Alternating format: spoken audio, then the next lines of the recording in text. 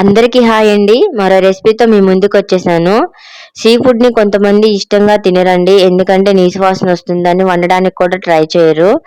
ఒక్కసారి నా ప్రాసెస్లో సీ ఫుడ్ని ప్రిపేర్ చేయండి. అదేనండి ప్రాన్స్ పులుసుని ప్రిపేర్ చేయండి, చాలా బాగుంటుంది.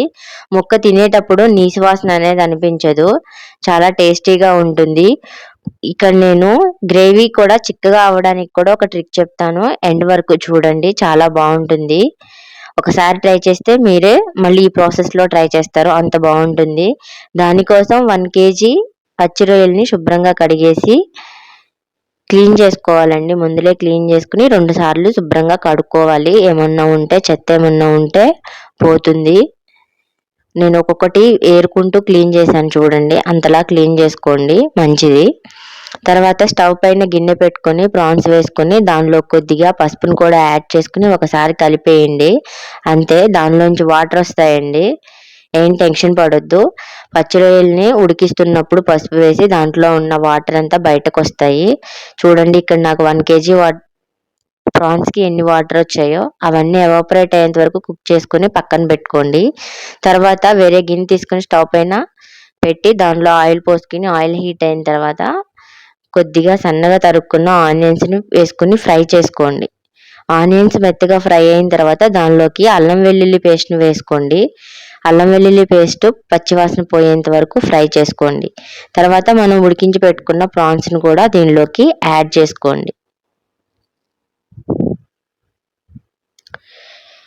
ఈ పచ్చి రొయ్యలు కూడా దీనిలో ఆయిల్లో ఒక 5 నిమిషాలు కలుపుకుంటూ ఫ్రై చేసుకోండి. పచ్చి రొయ్యలు అన్నీ చక్కగా ఆయిల్లో ఫ్రై అవుతాయి.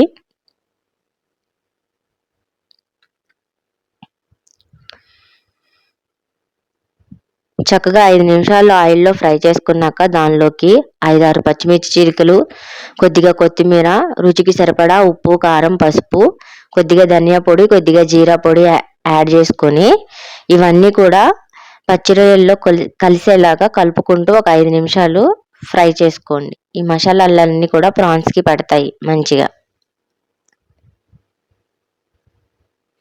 స్టవ్ని సిమ్ నుంచి మీడియం ఫ్లేమ్లోకి మార్చుకుంటూ ఫ్రై చేసుకోండి, అలా అయితే కింద మాడకుండా ఉంటుంది. ఒక 5 నిమిషాలు ఇవన్నీ ఉప్పు కారాలన్నీ ప్రాన్స్కి పడతాయండి ఫ్రై చేసుకుంటే. తర్వాత దానిలోకి ఒక నిమ్మకాయ సైజ్ అంతా చింతపండు గుజ్జుని తీసుకొని యాడ్ చేసుకోవాలి. ఈ చింతపండు గుజ్జు కూడా రొయ్యల్లో కలిసేలాగా ఒకసారి కలుపుకుని, ఇక్కడ నేను చెప్పే పేస్ట్ ఆప్షనల్ అండి. 5-6 కాజుని నీళ్ళల్లో నానబెట్టి కొద్దిగా వాటర్ పోసుకొని మెత్తగా గ్రైండ్ చేసుకుని పేస్ట్ లాగా యాడ్ చేసుకోండి. ఇది ఆప్షనల్ అండి, నేనైతే వేస్తున్నాను.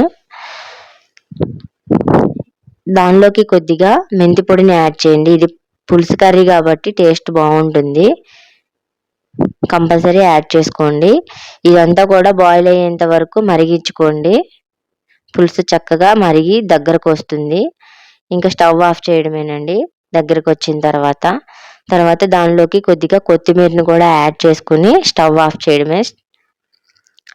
చాలా సింపుల్గా చేసుకోవచ్చు. ఈ ప్రాసెస్లో కనుక మీరు ట్రై చేశారంటే ప్రాన్స్ తింటున్నప్పుడు నీస్గా అనిపించదండి, వాసన రాదు, పీసెస్ కూడా మంచిగా కుక్ అవుతాయి. ఈ ప్రాసెస్లో ఒకసారి ట్రై చేయండి. చిన్నపిల్లలకి సీ ఫుడ్ అలవాటు చేయాలంటే ఈ ప్రాసెస్లో ఒకసారి ట్రై చేసి పెట్టండి, తింటారు వాళ్ళు కూడా. నేను మా పాపకి ఇలానే చేసి పెడతాను, తింటుంది. అందుకనే మీరు కూడా ఒకసారి ట్రై చేయండి, చాలా బాగుంటుంది. అలాగే నా ఈ వీడియో కనుక మీకు నచ్చినట్లయితే ఒక లైక్ ఇవ్వండి, అలాగే షేర్ చేయండి. Thank you.